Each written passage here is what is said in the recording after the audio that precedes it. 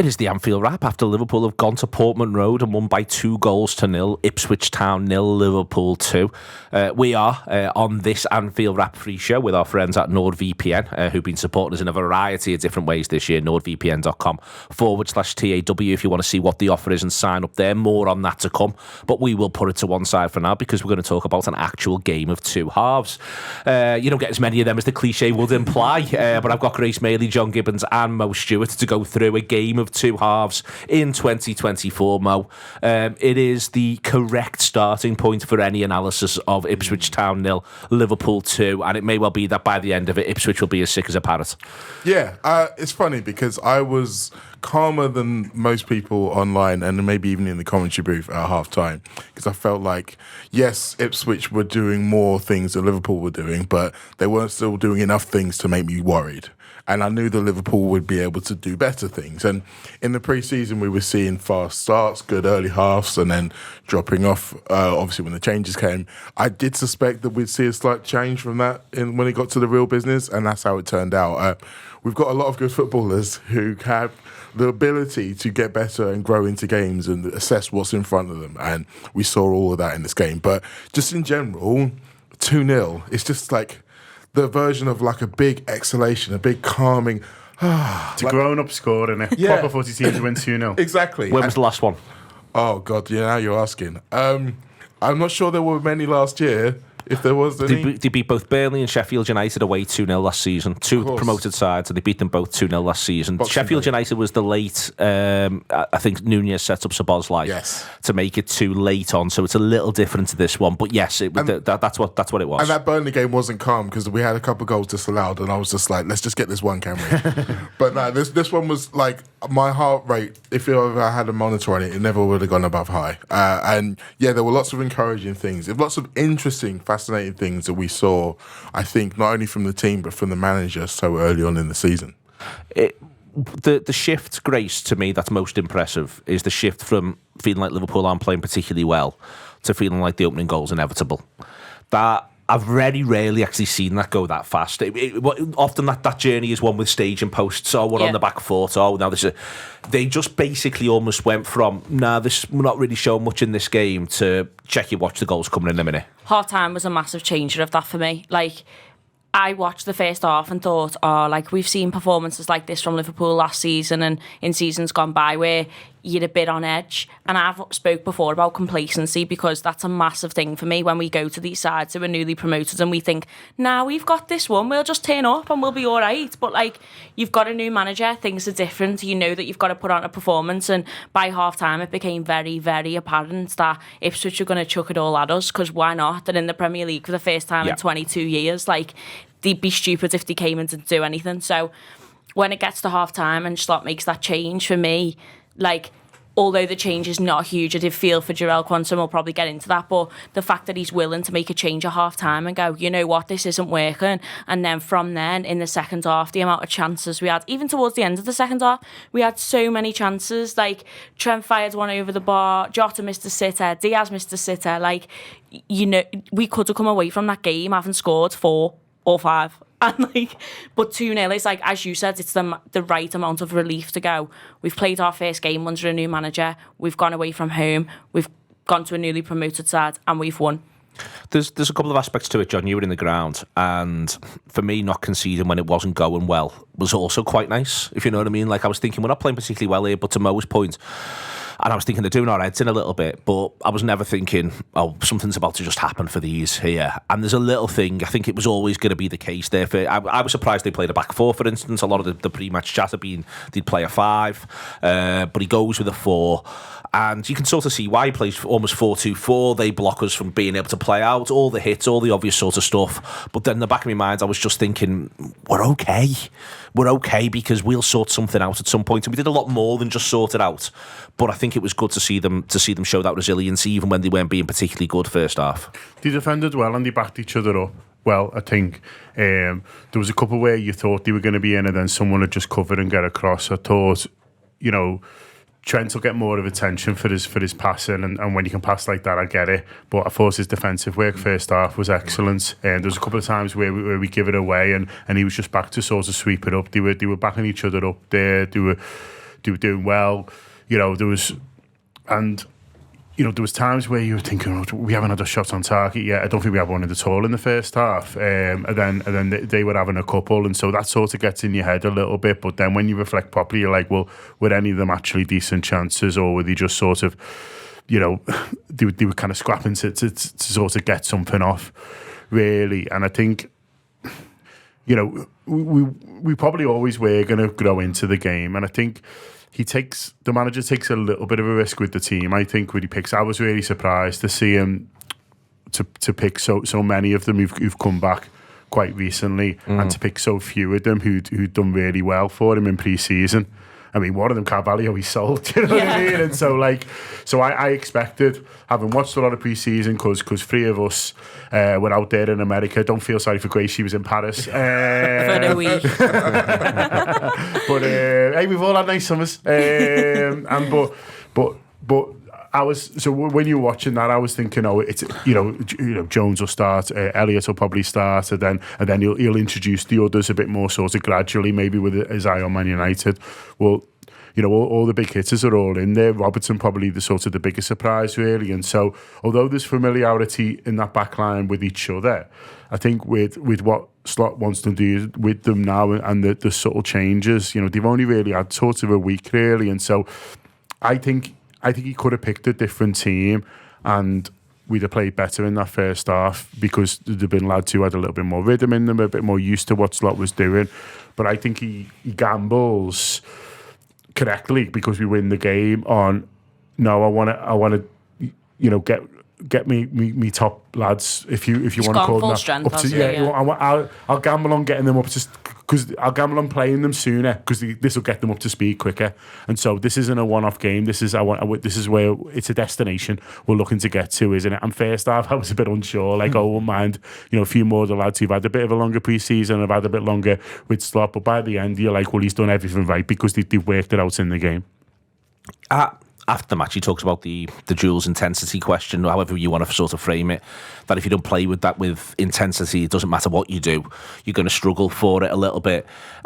He makes the big sub, and on that, I think it's one where I think it simultaneously is absolutely spot on and also a bit harsh on Quansah. I think there's arguably 2 or 3 he could have done, but Konate just gets to make a ton of sense, I think, in his mind. I think it's as much about what it is that he's introducing as what it is that he's withdrawing at that point, John. I thought, for instance, first half, McAllister was nowhere, really, and that's borne out by the pass network. I've sent you all that he was, barely, no one could get him the ball. And when he got it, it wasn't like he could do all that much with it. He seemed completely separate to the rest of his midfielders in a really weird way. And, I genuinely thought, really, we just weren't getting out very well. And then when they had the ball, or when the ball was being fought for, we just didn't seem to be that sort of smartly placed. But as you say, we at least backed each other up then when it got closer and closer to our box. Yeah, there's a couple of things there to touch on. I think with the ball, I thought it was interesting watching us, really. They were passing along the back line a lot and going back to the keeper and passing. And then when the ball came, it was generally up to the forwards, and they were losing it. And I thought, on the point of the duels, where Quansah, I think, is a little bit unlucky, is that I thought the forward players were losing all the duels. He said that post-match, though, didn't he? He said it was a mix of the two. But they were worse. And I think there's a general point. I think everyone looks leaner. So I think there was a big gym culture at Liverpool, and I wonder whether they've come on and said, we're knocking this on the head, because I don't know whether they feel it's contributing to their injuries because they're too heavy, or whether there's other things that I'm not a sports scientist, so and they won't tell me, I'm sure. so that it's going on. But I think they're noticeably leaner, quite a few of them. I think they've been told, listen, this isn't helping your football. You know what I mean? You might think it is in certain situations, but I thought Mo Salah couldn't hold it up as well as what he used to. There's one point where Szoboszlai just gets banged off into the stand, doesn't he? And they nearly get and I think it was a bit of a shock to him. Do you know what I mean? He was like, "Oh, just go in with this guy," and nearly ends up in the river. And so I think they're noticeably leaner. So with that, it is going to be a little bit harder to sort of win the sort of physical battles. But I thought, the forwards in particular were sort of struggling a little bit, but also we were maybe looking for that pass a little bit too much, and I couldn't figure out in the ground whether that was, it was a tactic or whether the midfield weren't showing well enough. And it's interesting looking at your passing network. The first thing that jumps out to me on McAllister is what's he doing up there? Like he's too high. You know what I mean? In terms of like he should be showing, and you see him from that. It's only sort of Gravenberg's the only one really, and Gravenberg was receiving the ball and doing quite well with it. He was. In very different ways, one of our better players first half and one of our better players second half. Yeah. But in the first half, he's the one who's sort of showing for it, and he's quite sort of neat and tidy. But he needs McAllister alongside him. They need the two of them, and that's what we get. The thing shows you. Second half they're both sort of on. Second half on it, John. And we may as well just do it whilst we've got them here. First half, Gravenberg just looks like a bit of an island, and he's actually got. You can see where he's passing to. He's passing to Robertson. He's passing to Van Dijk. He's not able to play a pass to McAllister, Szoboszlai or Trent. You get into the second half and suddenly he's got three mates and Konate. In addition, suddenly McAllister's close to him, Szoboszlai's close to him, Trent's close to him, and Konate's feeding them, working the ball into him a lot of the time as well. And it just to me made that was the difference. And I think it was dead interesting because there's been so much chat about the number 6 position. I think no matter what you do, you just can't leave footballers isolated. Yeah. And first half, I just think Gravenberg, it was almost like the rest of them just went, you're just cracking on with that. We've done all the meetings. And you're like, no, he needs teammates. Everyone needs teammates. If you're receiving the ball with your back to goal, you either go to your left or your right, or you've got to go back. There wasn't anyone to his left and right, or you can turn with it. But that's hard when the press, Ipswich were pressing really, really aggressively. And fair play to them. They probably thought, this is a bit new for Liverpool. We might be able to sort of have some joy here. And listen, they've got to roll the dice a little bit because they know they're not of the standard of Liverpool in terms of ability and talent. And so it was a calculated risk and a good one. So Gravenberg, I sort of felt a bit sorry for him really. And also the less options the defenders have, the easier it is for them to close off the passing lanes and sort of stuff like that. So I guess it was no wonder that the defenders were going long and were going up to the forwards because they think we're going to have a little bit of joy here. But like I say, they couldn't hold that up. So we were losing it. On quantity, it's dead interesting because in the ground everyone was raving about him. Everyone said it was, we were laughing with Steve Graves saying he was his man of the match because we didn't realise then he'd been took off tactically. But you know what it's like in a ground. If a defender gets hooked at half time, you're normally made up, aren't you? Because there's normally like this guy's like getting rinsed. There was a couple. He was winning the ball really well on the ground, and I take the point on Jules. The manager's probably talking about the aerial threat and stuff like that. And the lap was a handful. He's a big old boy, isn't he? But I thought in the ground, everyone was. I had some lads behind me. I was talking to a bit, and they were like, "Oh, Qantas, he's a Rolls Royce, isn't he?" Do you know what I mean? In terms of how he's playing, there was a couple he won really aggressively on the ground. So I think he was a bit unlucky, and I think there's a little bit of I need to make a point here, so I'll hook the young lad, and that's not having to go at Slot because every manager in history's done it. Do you know what I mean? It's like,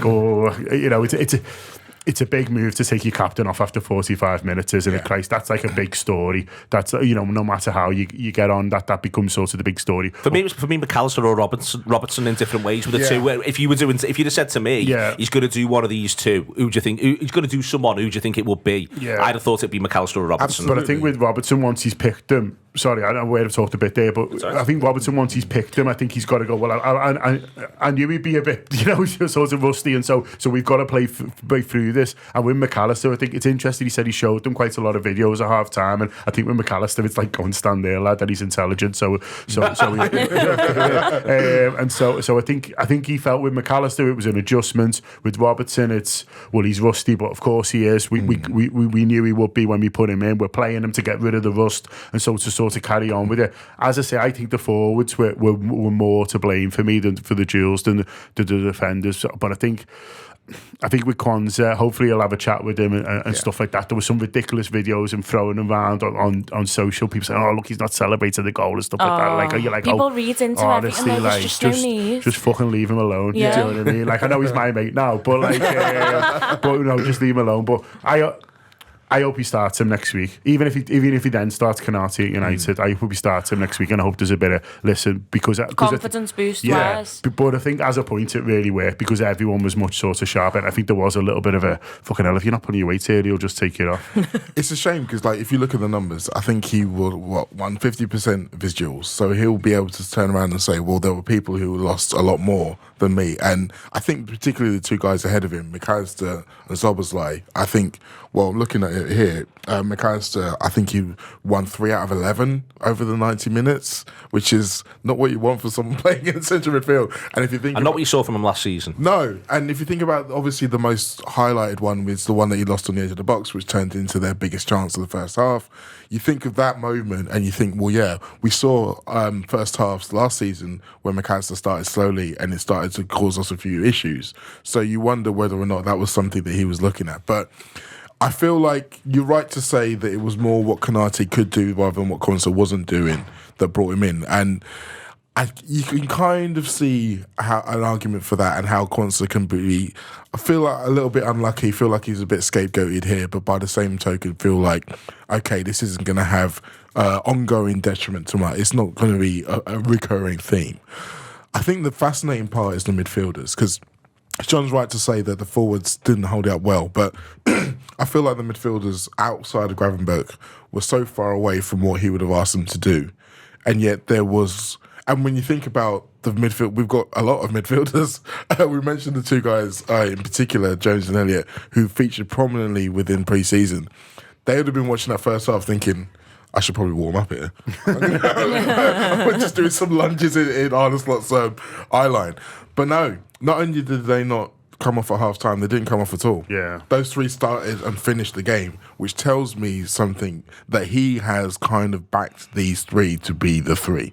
And he's going to play them into chemistry. And as John said, he's going to kind of coach them into the right way of playing. And we start to see the evidence of that because both McAllister and Szoboszlai were massively improved second half. And you start to see, okay, well, this is why he's decided to go with these three. Because again, if you're thinking about duels and intensity and how important that was to him, like, obviously there's Endo there. Like, that's literally what his big thing is winning duels. So if that was really important to him, then there was a world in which he could have brought him on. But it's like, it's important up to a point. Yeah. What's interesting is, first half, they ended up putting a lot in. It's worth saying that as well, Grace. They're putting a lot in. He's targeted that space with Delap. The way they line up, as I said before, I thought they might go with a back three or back five. I thought they might do things a little bit different. I thought they might use Hutchison in that left-hand side of the area, but they go with the physicality of Delap instead. I also feel there's a little bit of a thing here where Liverpool, they're almost like, there's a lot of new things happening. We want to play like this. We play football this way now. Yeah. And from that, it might have led them to sort of dial the intensity down a little bit. The players themselves are a bit like, this isn't what we do anymore. The previous manager was all this. And you get the impression he gets them in at half-time and he says, lads, the basics are the basics. You've got to win your battles. Yeah. And I think that Ipswich had those basics, at least for the first 45 minutes. But in the long run, as we get into the second half, it begins to work against them because they look knackered after everything they put in. Oh, yeah. Like, you can't chuck everything at it and then by 70 minutes they were absolutely spent. But they've not played in the Premier League, as I said, for 22 years. So it's a different level of intensity. And, you know, the Championship's an amazing league, but it's a completely different ball game when you're coming into the Prem. And I was slightly shocked at their line-up, but not in the sense of, like, I didn't expect them to do anything wild. Like, as you said, they basically played a 4-2-4. The four up front were just, like, blocking us from every angle. Like, we couldn't really do anything with it.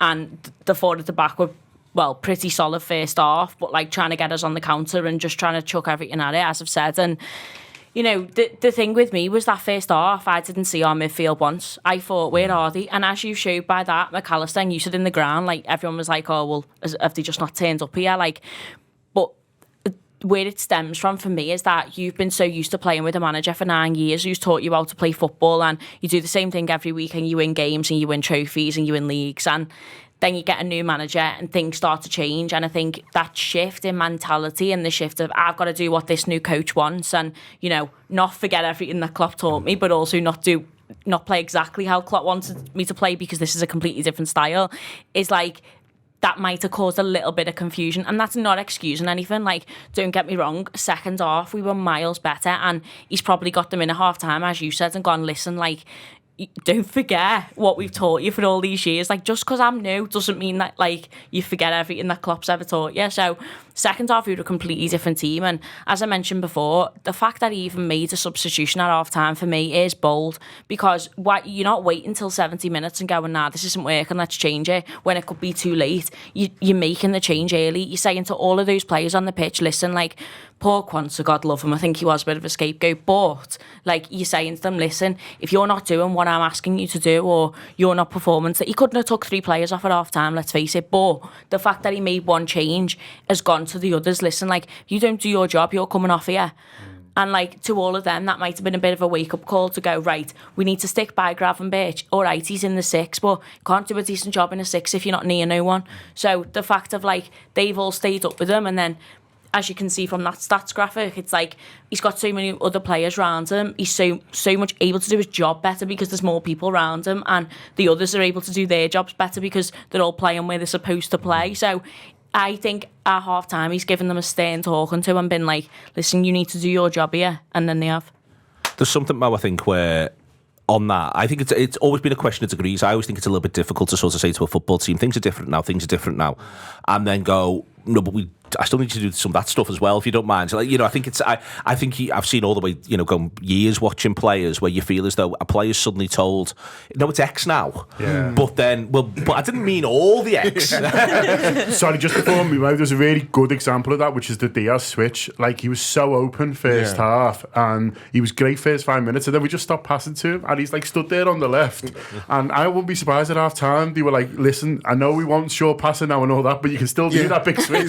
The second half, they were like, oh, right, so Trevor's like, oh, sad, I'll do that all day for you. I think that was a really good example of it. I think they've gone like, don't, you know, you can't just boom it to him if he's on his own. And I think that's a really good example of that. I mean, it was the same for the second goal, if you think about the ball that Van Dijk plays out to Salah. Absolutely. Like, I think... What a ball that is, by the way. And it's something I said a couple of weeks ago when we were talking about in pre-season. It's about having a new way of doing things without taking away the things that we all do really well. So when you've got a player like Trent or a player like Van Dijk who can do that, or even the way the Szoboszlai did one in the second half, it's like, okay, we're not going to do that all the time, but we're not going to take it away completely, because that would be stupid. And I think, like, you're right, it's hard to find that balance between, okay, we want to prove to the manager we can do this new thing, but by the same token, there are times when doing the other thing is actually really beneficial as well. And I just think it was just about playing smarter. And there are certain things that we did that were better, and there are certain things that Ipswich did worse. So, and I mean, not even just Ipswich. So we conceded 13 fouls in the first half. That's a ridiculously large number. I don't think we've conceded 13 fouls in the first half in about 15 years. It's ridiculous. And yes, some of those are going to be, we're playing away against a newly promoted team, the crowd's up, the refs kind of seen a 50-50 and giving it their way when he probably should have given it our way. There's about 3 or 4 of them you can say that is. But in general, some of those fouls we were giving away were just dumb. Like we're just running into the back. They were falling into the category of bloody stupid. yeah. Honestly, like if I'd have been in the ground, I probably would have been throwing things. But there was a Robertson one where he did it and apologised to the fella, and I was like, no, apologise to me. No, so Rob He's apologising to him. He's got a free kick. Put your hand up to the crowd. and again, it's just one of those where it's just like, maybe they just were. Sometimes when you go into a game, you have so many things in your mind, and you're thinking, okay, we need to do this, and we need to make sure we do this and this and this and this, and you forget about some of the more simple things, like you say, winning your duels, finding a red shirt, not giving away stupid free kicks, because I think we only give away 5 fouls in the second half. So we are able to completely just do it. But I also think there are more spaces because Ipswich have dropped off a little bit, and we're very much like, okay, this is the point of the game that we were waiting for. The Ipswich do drop off, John, but they're forced to. I think it's worth saying that. I think that's what happens in that. I think it's an interesting period, sort of 45 to 55, where Ipswich just suddenly go, and Christ, this is a lot harder all of a sudden. Yeah. And then 55 is when Liverpool get joy to 75. And some of the football, 55 to 75 is great. But part of what they do up to the sort of the 55-minute mark is all of a sudden, well, for instance, you know, Leif Davis very much knows about the reality of Mo Salah. He's suddenly got more Mo Salah than he knows what to do with. You know, you're sort of looking at it in a couple of different areas. Tuanzebe's just like, I can't believe how much Luis Diaz I've now got in my life. It's endless. It's all over me, and it's a lot to deal with. And I think I think just at times working out how you're going to force a team back, I think matters, and I think they do that really, really well second half. Suddenly the full-backs, they're in their own half and they're spinning round. Yeah, I mean, Leif Davis, I messaged you after the game. I think he's an excellent footballer, and it wouldn't surprise me if they do go that someone, in the top 6 picks him up. But he's not played against Mo Salah before, has he? And the goal where he sort of turned him around with his hand in his hair out of desperation. You do sort of feel for him, but he's very talented certainly. But I think on your point, Neil, I think psychologically pressing gets harder when you've been beat a couple of times. When other teams are able to beat the pressing in first half, we gave them a lot of encouragement because we were losing the ball. Like Mo said before, their best chance comes from sort of us losing it, or they're having to go longer. Then it's meat and drink for their defenders, and so they get a lot of encouragement. But as soon as McAllister comes a little bit deeper, and as soon as we were able to get that combination play that you were talking about before, Neil, if players are around you, then it's a couple of short passes and you're away. And those lads, Gravenberch and Szoboszlai in particular, have got the legs to just go away from you. So if they get a little bit of space, or they see a bit of clear glass in front of them, they've got the confidence and the ability to just go. And then you could see their midfielders going, oh, well, should I pull him back or should I sort of let him go? What could I do? A few of them were on yellows already, and so we were getting loads of joy. But then suddenly, I don't care who you are, what kind of team you are, you just drop. Even if the manager doesn't want you to, or even if you shouldn't, you just sort of end up dropping because it's no fun running backwards after the ball all the time. And so because we were able to get those really nice combinations going in midfield, there was a few players who were starting to link up really well, and it was a couple of short passes and we were away. They just get deeper, and then it just becomes harder to get out.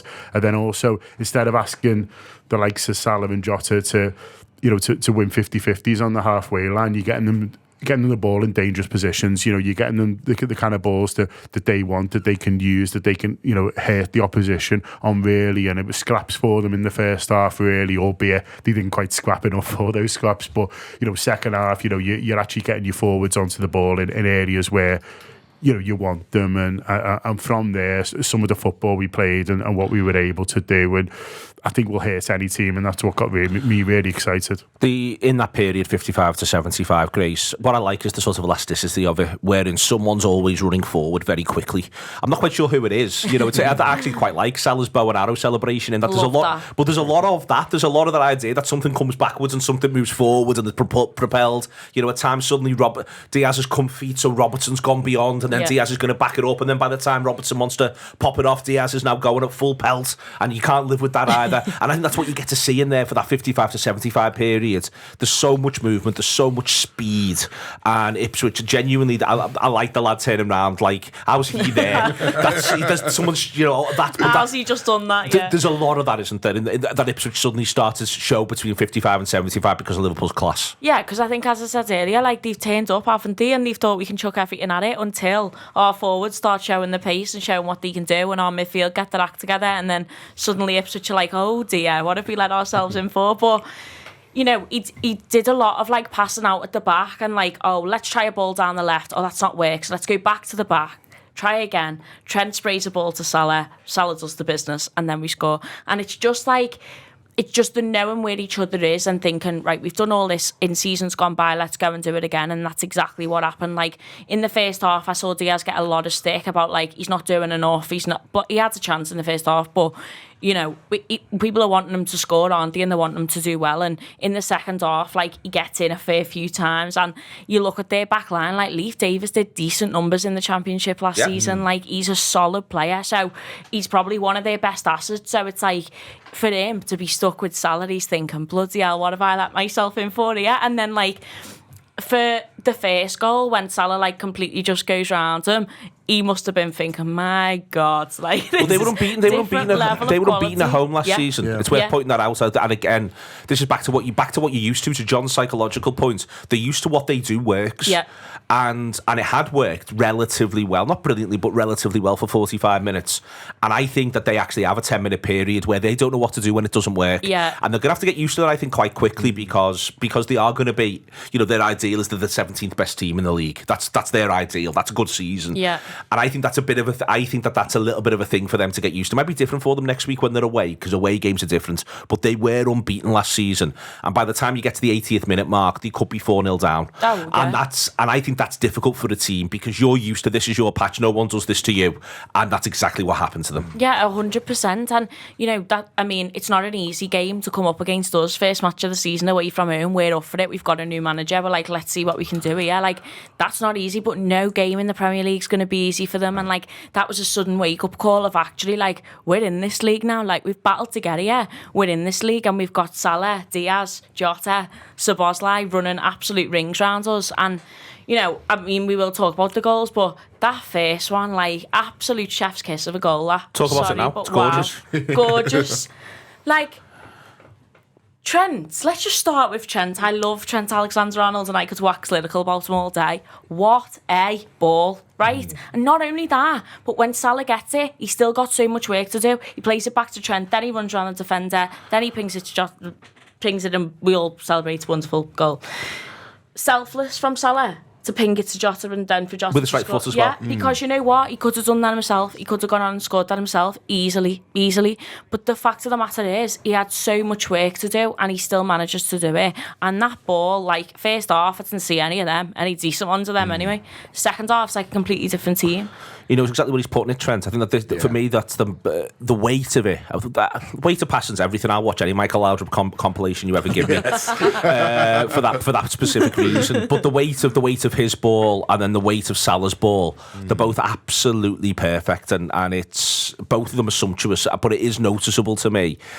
I think Trent knows exactly that's the area that we're going into here. Yes. And I think Salah knows exactly where the area is I'm going into, and that helps. I think it's one of those things where, again, talking about psychology, if you're the opponents, you're like, oh shit, they have the ability to do that. So it's not just the fact that you've gone a goal behind, it's the fact that they've been able to create something seemingly easily that's like, we couldn't do this if you gave us 20 tries. And that changes the psychology of everything. I remember they were talking in the first half about how it's a hard pitch to pass on, and that was it was Everyone a bit dry. always blames the pitch, does my Like, Trent did not find it that hard, as it turned out. In the second half, yeah. No. And the ball was so brilliant that Salah doesn't have to take a touch. And I think it's informative as well, the fact that, like Grace says, Salah doesn't go himself. He realises that Jota's in the best position, mainly because Jota missed a really easy chance, like 60 seconds beforehand. And, like, Salah would be very well within his rights to be like, you've had your chance, my turn now. I think he knew he was going to score at some point, though, so he thought, nah, I'll just give it to him. He's in a perfect position. Let's see what he can do. And that's exactly it. Salah trusts Jota in a way that makes everything a lot easier, because if Salah doesn't trust Jota, then Salah's trying to take shots in positions where he probably shouldn't. But he trusts him, he repays that trust, and he gets on the score sheet, and then suddenly it becomes a lot easier. But another thing, even early on in the move, I want to draw back to, and that's the Konate ball to Gravenberch. It's a through ball. Yes. And I think part of the reason why Konate fell out of the side wasn't just because of his general form or injury, it was because people were starting to target him as a guy of, you can let him have the ball and he's not going to hurt you. And the fact that he was able to play that kind of incisive pass, just a little short pass, but it cut out two players and it opened up the whole pitch for Gravenberch. Him doing that has probably got him a massive pat on the back from the manager as well. That one's a great goal. I'll say before, it felt like it was coming. I think there's a thing, John, where if Ipswich see that period out and it's still 0-0, they almost feel like they're 1-0 up. The flip side of that is you almost feel off the back of the previous chance that you've conceded, it's like, oh, it's 2, or it's going to go 2 in a minute. Some goals just count double, but in part because of the excellence, but also in part of what precedes them. And this was one of those goals, I think, where almost as soon as the ball hits the back of the net, I don't know what the feeling was like in the end. I was always, you're going to need one more to kill this last 10, don't get me wrong, but I was just also almost immediately sure, and the second's coming in a minute. You know, it was that sort of feeling all of a sudden. Yeah, I think that's fair, and I think there's something about scoring when you're on top, when the opposition haven't as well, that's quite psychologically big for both sides, I think. And I think when that goal goes in, you can almost see them going, oh, we should have not that they were massively on top in that first half, as we've discussed as well, but it was their best period, and you know, you can almost sort of sense that really, that like, oh Liverpool have clicked now, and look how easy it is for them, you know, compared to how much we've got to fight for these sorts of half chances, really. And you sort of sensed a little bit of that now, and it was clicked, and because we'd made it look easy, even though, as we've discussed, what those, you know, players, you know, Trent and Salah done, you know, is actually, you know, there's only so many players who can pass those balls so perfectly that almost you couldn't place it in a better position for the lads running onto it. It is just something about that, and you always sense we would click, but until you sort of see it, then and the goal was coming. You know, it wasn't like you're watching the first half, you're almost like, oh, we need something to happen out of nowhere here. You know, when we get that opening goal, it's not like that at all. Like Mo said, there'd been the header just before that, but even just the general football, the Diaz chance, the Diaz chance, which he probably should do a little bit better on. You would keep say, us out quick. Keep us out quick. I'm sympathetic. I am. Yeah, I'm not saying it's a sitter, but you know, he'll you know, for a player of his quality, he'd be maybe thinking he should have done a little bit better. But you know, you build him from that, and you build him from sort of chances. And for me, the only surprise was it stayed 2-0, because there was, you know, 10 minutes after that in particular. I mean, for most of the game, we have a couple of good chances in stoppage time as well, but they just looked all at sea. They looked like they didn't know where to look, where to move. You know, you know, it was almost like, you know, 10 playing against 13, because there were sort of bodies everywhere. And listen, if we're saving a couple of goals back, then that's fine. Certainly for the next away game. But I think where they're at the moment. But it was great to see, and they enjoyed it, and that was something that it was interesting. Salah picked up on that, brought up after the game as well. When he did the interview after the game with TNT, and he was saying, you know, we just need to enjoy it, and it looks like that they want to enjoy the football, and they certainly did second half. They're enjoying playing with each other.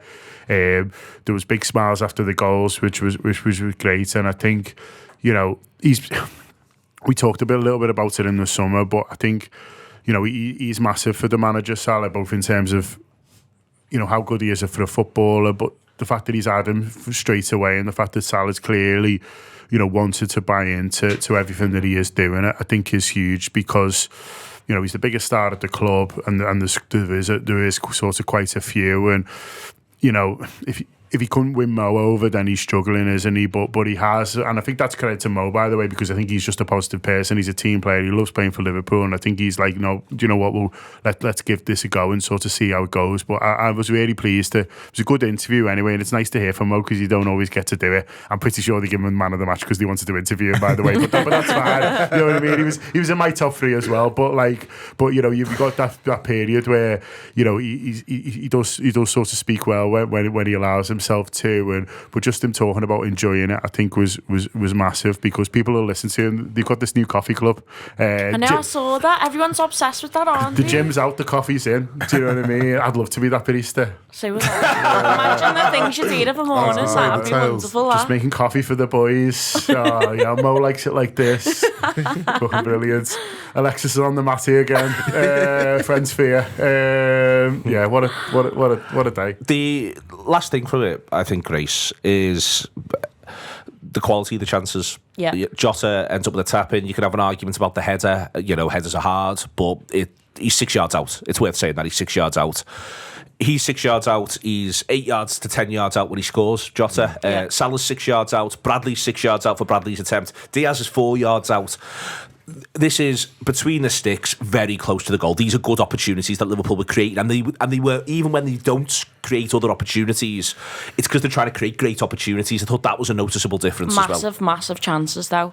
Like, as I said before, we could have beat them 4-0, like, easy. Like, those chances, because if we'd have played like that in the first half, we'd have had way more chances, and the likelihood is that we come away with 2 more goals on average, probably. But, like, as you say, the quality of the chances, it's like it's not a poor wide shot. It's like we could have easily have scored from that. It's like we're not blaring it over the crossbar. It's like this is a realistic opportunity to score a goal. But I just want to talk about Mo Salah because I think in pre-season and in the summer, there's been a lot of people writing him off and being like, oh, he's getting on a bit now. Like, has he got the numbers in his locker to go on and do the same thing for Liverpool this season? And I love to talk about FPL. And everyone was like to me, oh, I'm having Haaland over Salah because blah, blah. And I was like, no. He will do the business this season. I'm telling you now, he will do the business this season. He's had a whole summer out. He's gone away. He's been refreshed. He's got a new haircut. He smashed the gym. He's loving life. And he's come in and he's gone, right, I've got a new manager, watch what I can do. I'm not written off yet. I've still got time in me. And he's a top quality player. Like, that stat that he scored on the opening day of the season, more than, like, Alan Shearer. Like, and Alan Shearer got to have more goals. Yeah, exactly. A lot more goals. Exactly, but, like, things like that, like his desire and his will to score. And, like, as I mentioned before, how much he has to do for both goals. It's, like, unbelievable that he just puts in this work rate and it pays dividends for him, and you can see how much he wants it, and that's so important for a new manager, but so important for Mo as well. We were actually raving last week about Shearer. We got the opportunity to rave about Shearer and to rave about Robbie Fowler, and we took the opportunity, and I was pleased to do it. But that is the point. The point is Les Ferdinand chat.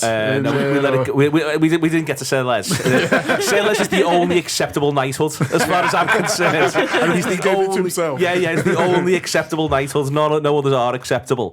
But Mo, there is, that is the point. The point is that's the class that Salah is in. Mm-hmm. It's genuine, one of the best players to ever play in the league. Can actually make an argument if you wanted to around the best player. I would possibly say it's him and Thierry Henry. Yeah. That's now the scrap. That's not to say that Ronaldo's whole career, for instance, Cristiano Ronaldo's whole career doesn't make him a better option. There's other arguments around that. Javier Mascherano, Xabi Alonso. From our point of view, there's others. Don't get me wrong, but in terms of what you've seen in the Premier League, I think that the two best now are Thierry Henry and Mo Salah, and we can argue over the difference. I agree, and I think that the way that they make defenders feel will probably have a lot of similarities as well. Just the unknowing of what's going to come. I love the fact that he's consistently ready for the start of the season, because it's not just the fact that he scored more goals on the opening day than everyone else. It's that he has scored or assisted on every single one he's had. Every single opening day, he has put his hand up and said, I'm ready for this season. I take Grace's point about what people were saying over the summer. I'm never worried about Mo Salah. Neither am I. I'm never worried about Mo Salah, particularly between August and November. Like, that is whenever there's going to be a peak and trough of a Mo Salah season, the peak is always then. He's always like, right, okay, you guys. So should you play fewer games? Well, I don't know about that. It's gonna be. Look, that's not to say that I am worried about Mo Salah in February to April. I should point that out. But I'm never worried about him in this period, because he always puts the team on his back. Whether, as you say, that there should be a bit more give and take, we'll have to wait and see. But like I just said, Mo Salah thinks not. Yeah, yes. I think he does. I think one of the core problems is that Mo Salah aggressively, like, he can't believe I've just asked that question. He might come. He might just turn up there now from nowhere. He's at the coffee gathering the accent going, if you hear about that. No, but I think, like I said before, about how he trusted Jota in that situation. I think that he's getting to a situation now where he takes the responsibility seriously of being the man and leading the team, but at the same time, that doesn't mean to say that he feels like he's the only person who can do it. And that balance, I think, is really important. But in terms of the big names in that dressing room, I think it helped slot the fact that he was there before, because he didn't get a chance to speak to Trent or to Virgil. They were off in the Euros. Mo Salah was in the building from day one, and he was able to be in his ear from day one. And yeah, I think that whatever he was saying to him, Mo Salah was like, yeah, I can take this on. But I also take Grace's point as well, the fact that he was like, I want to prove that I'm still the guy. Like, this might be a new regime, but don't get it twisted. The main man's still the main man. And he absolutely proved it today. All right, then a couple of the bits and pieces. But before then, we are with NordVPN. So if you go to nordvpn.com/TAW, from there, what you can do is you can effectively sign up. You get 4 months free with all the additional benefits around the idea of the security online. Also being able to be in different territories for any one of a wide variety of things. One of us might have watched some Major League Baseball last night. just on. I mean, I couldn't believe there was a rain break and everything, really. It was genuinely very, very cricket indeed. But I enjoyed a little bit of Major League Baseball last night. So you can sign up and be able to see things that you may not always be able to see, but you get lots and lots of other benefits as well if you do want to sign up there. So nordvpn.com/TAW, 4 months free, and a massively reduced price across the board. Also, whilst I'm plugging things, we're now warming up to me talking about the book that I have written all the time. The book's finished. It threatens to be good, to be honest with you. I hope so. I'm very, very happy with where the text ended up. I had an editor called Ian Priest. My God, did he have to work hard and change tenses a lot all the way through. Drove him a bit mad, I suspect, but he got there in the end. He knows Josh Sexton's pain. So it's going to be out on the 26th of September. You can buy it from all the places that you would buy books from. If you're from overseas and you want to buy it, do check out the links that we're putting out. The reason why is because they count towards the chart in the UK. So we found a little clever diddle. Don't tell anyone. Keep it to yourselves.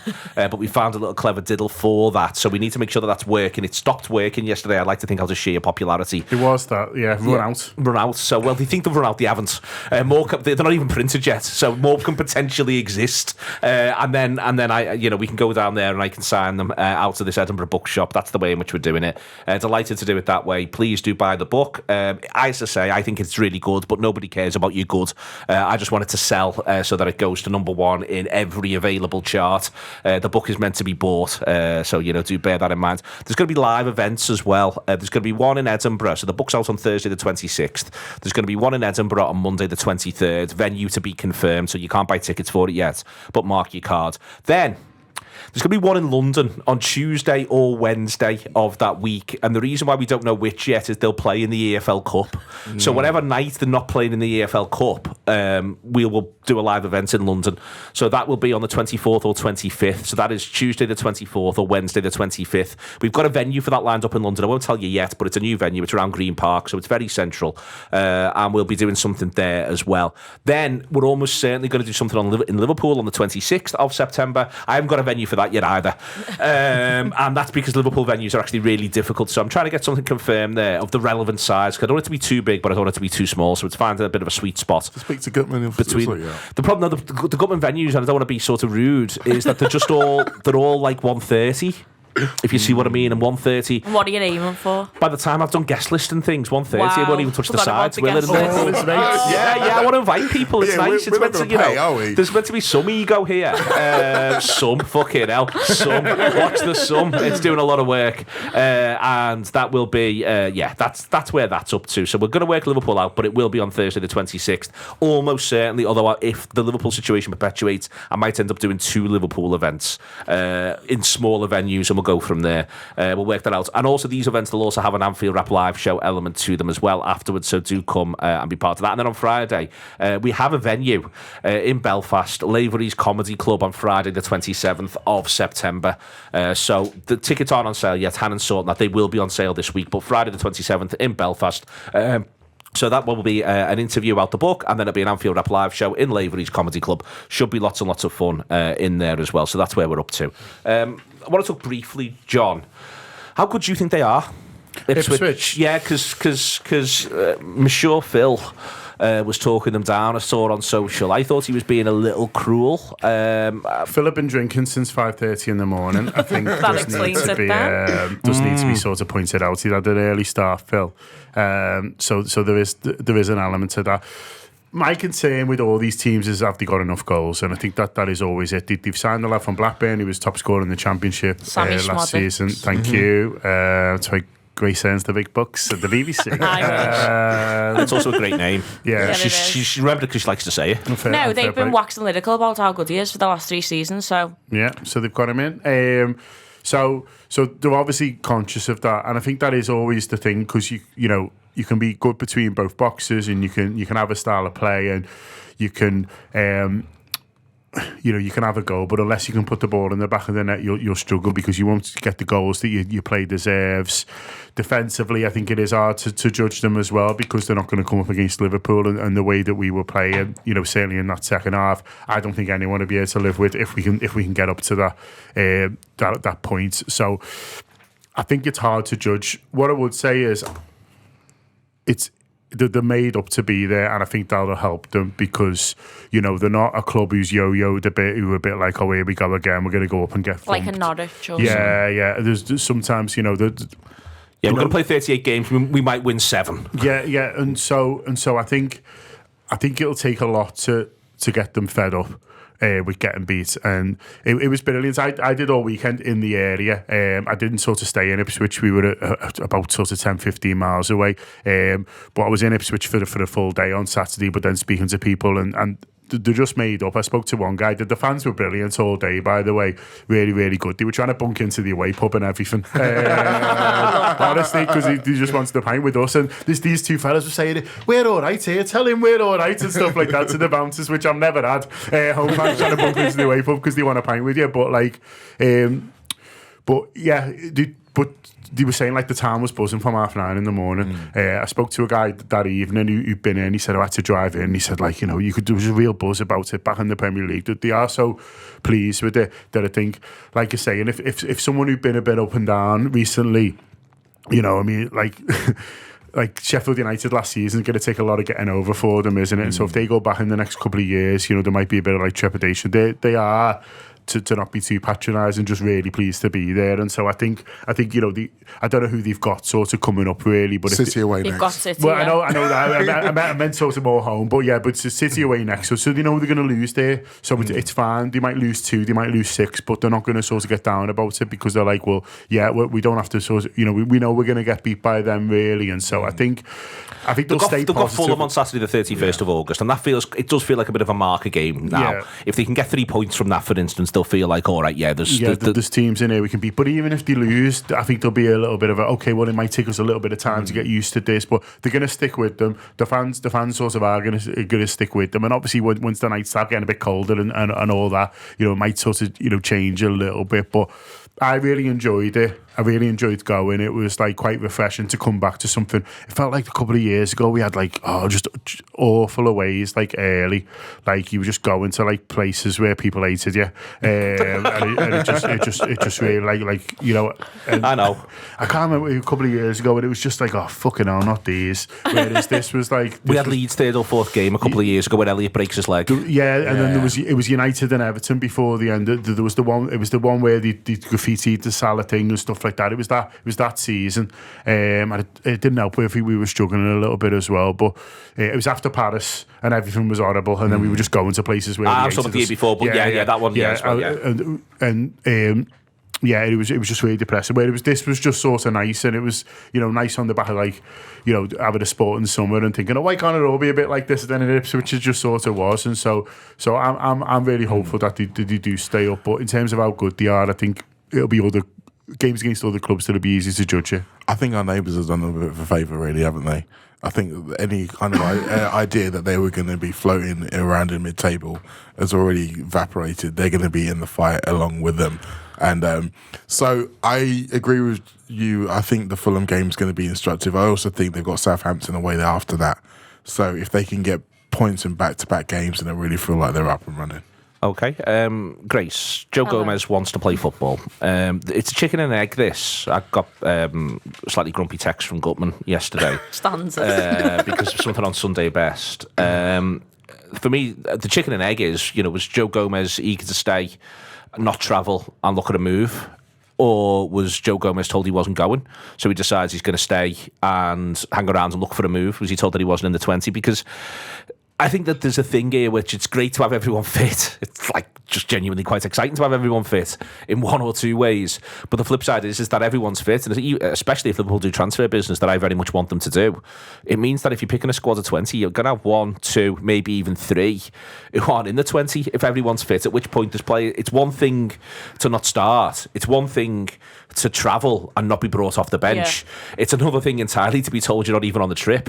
Yeah. And that, you know, whether or not Gomez decided he wanted to look for the transfer and that's why he wasn't on the trip, or whether or not he was told he wasn't on the trip and that's why he wants to look for the transfer, whichever way round it is, the truth of it is that Joe Gomez is 26 years old and he wants to play football. And also, like, he's just come off the back of the Euros and thought, you know what, like, I can do this. Like, when you've been selected for things and you know that you're good enough, and think about the season he had last season, he played virtually every position on the pitch just because he could. Like, he was Mr. Reliable for us last season, and we absolutely waxed lyrical about how good he was. So for him to either not go, I mean, I can't really work out what I think it is, because for me, like, you can obviously only take a certain number of players on a trip anyway, but if you've got to select someone like him to leave out, I don't know how I feel about that. Like, part of me thinks as he stayed and gone, you know what, I'm not going to play here, so I'll just stay, and then I can see if I can go elsewhere. But I'm going to go off on a tangent here, but I'm going to bring it back because this makes sense. So, like, you look at Chelsea this season, right? Chelsea have got the most players in the league, full stop. By a mile. Ridiculous number of players. And they've got a new manager who is looking at them and going, I've got too many players here. None of them have a clue where they're meant to be, who's meant to be playing. You're getting players releasing statements left, right and centre to be like, what is my position here? Like, am I staying, am I going? Can someone let me know? Because ideally I could do with knowing. Like, you get to a point where I'm all for us doing transfer business. I am. But you don't want to push out them crucial players that you've had for you for 3 seasons just because you think, well, I could have the next best thing. Like, you're looking at the likes of Joe Gomez, and, you know, I would hate for him to go elsewhere, but he would go elsewhere if he wants the minutes and he wants to play football and he doesn't know how much longer he's going to play for. Like, he's been injury prone, and for him, it's all about the minutes and getting these minutes. And I mentioned the Chelsea thing because you can end up where you've got players in your squad that are not happy because they don't know where they fit into your regime, and then that therefore impacts the players that are playing for you because they've got members in their camp who aren't happy with things. So, like, it's a really tight balance between going and doing loads of business in the window, but also having a happy camp where, like, all of your players know their roles and know that if they're needed, they will step in. And, like, I would hate for us we're never going to get like Chelsea, but I would hate for us to get even close or remotely close, or even have one player who's a bit disgruntled. Like, this club is bigger than anyone. If a player wants to go, let them go. I've always said that. Like, when Torres wanted to go, all right, let him go. Trent wants to go to Madrid. Don't get me wrong, I'll be sobbing in here. But if they want to go, let them go. But for Joe Gomez, it's a different situation because he wants the regular minutes and he wants to be playing all the time. And because he's not getting that, he might be thinking, well, I want football, so I'm going to go elsewhere. I think it's a really difficult situation because you look at it last season and you can say that he was probably third choice in all 3 back defensive positions last season, and yet he still plays 51 games. And 51? 51 games in the season. And you're thinking, well, if he wants to go somewhere to play football, is he going to play 51 games to someone else? I'm not 100% sure he is. But you also have to be honest and remember that some of the scenarios that allowed that were injuries, were some of the freak injuries, like Tsimikas getting someone drop on his shoulder about a day after Robertson had already got injured. And does he want to be waiting around for those kind of scenarios? Is he better than that? And Grace mentioned he was at the Euros. He didn't play. He's already got a whole summer of watching other people play football. And he's quite happy to say, you know what, I'm sick of this. I'm good enough to play football. I want to go out and play football. But then it goes back to the quality. Like, I'm not necessarily sure that playing for a Newcastle, as great as Newcastle can seem when they're at home and it's all a laugh, I don't think that that's necessarily the style or the kind of football that would infuse him. The idea of potentially going to Aston Villa and playing with his old mate Ezri Konsa, who's been playing with since he was 15, that might be an issue. That might be one where they're live. So if they put up the money, that's where the conversation comes in. I think Liverpool will say to him, if you want to go, we won't stand in your way. But they have to put up the money. And this is where it gets interesting because the £45 million that was allegedly going to be his valuation during the Anthony Gordon deal early on, well, times have changed since then. We've seen 18-year-olds go for £50 million. We've seen Mark Gahey, who is only 3 years younger than him. I think he's a better player than Gahey. Yeah, me too. and 65 million apparently is not enough to get him.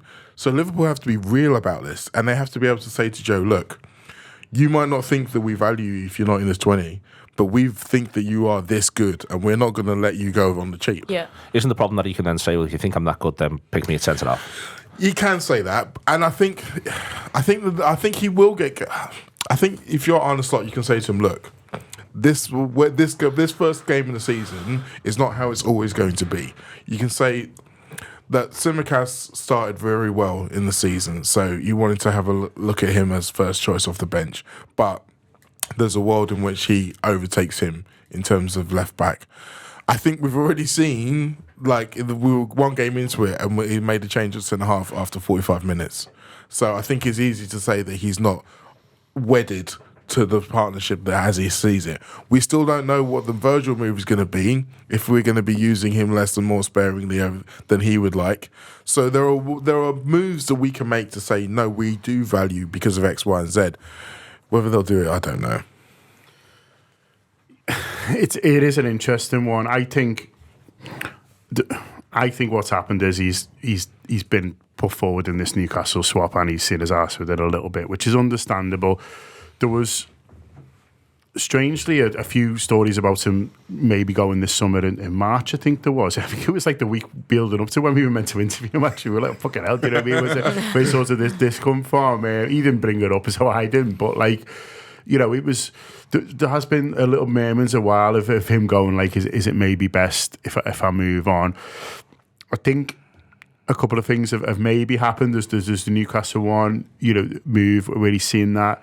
That's not very nice for him because he's not even here. Do you know what I mean? And so he's away. He's not even come back, and he's like, "Well, hang on, the manager's not even. I've not even met him yet, and he's saying I can go, or you know, I think."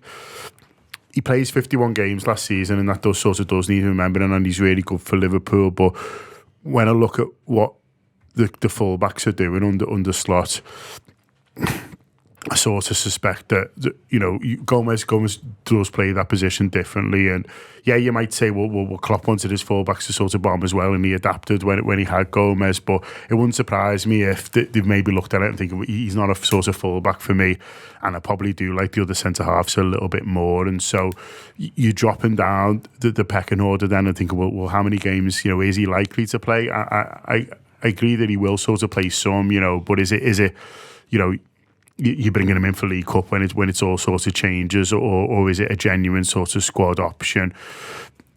I think they've maybe had a look at him and look at where he's likely to get his games and thinking, well, if we can get a big offer for him, then it's maybe sort of best all round. I think for him, he's probably had a look at it. It's also interesting as well, like with his versatility. I think that was more of a strength when it was a smaller bench in a funny sort of way, because you'd be looking 100%. At him going, well, if I've only got 5 or you know, before that it was 3. I mean, obviously at one point it was 1, and then you really wanted someone who was versatile or just put a striker on there. But I think you know, in the past, I think versatility will get you on the bench, but now it's so big. I think the manager's thinking, well, if I want to make a change at left back, it's Tsimikas. If I want to make a change at right back, it's Bradley. And if I want to make a change at centre half, it's Konate. And at the weekend, it was all 3. Yeah. He has 3 defenders on the bench, he uses all 3. Then he has 3 midfielders, 2 attackers and 1 goalkeeper. Yeah, and so there was always going to be a sort of a good player miss out. And, you know, to bring Rob up again, he was onto that. He was thinking, it might be sort of Endo. If Endo gets left out, then there's probably all stories about sort of him going. So he did have to leave somewhere. I don't think it's written though that he'll definitely go. I think like Mo says, it has to be sort of a good offer.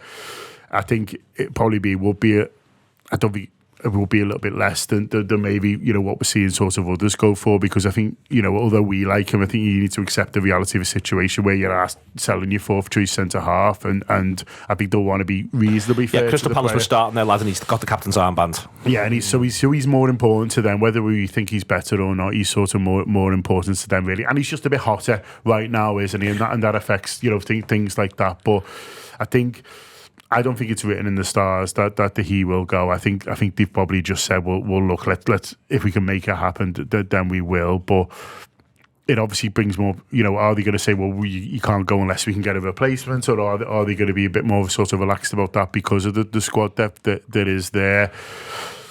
I don't know. I'd always rather see him stay, but I just like our footballers. I'm one of them soft people who likes the players we've got more than the ones that we're being linked with. Call me sentimental fool. But I like the Liverpool players more than the ones. Are they your favourites? Yeah, yeah, they are. And certainly if you play for Liverpool for 10 years, then that counts something for me. But, I'm probably in a minority. Yeah, absolutely. More on all transfer-based stuff all the way through the week. There'll be a gutter tomorrow. If you subscribe to the Anfield Wrap, download the app and go from there. theanfieldwrap.com/subscribe.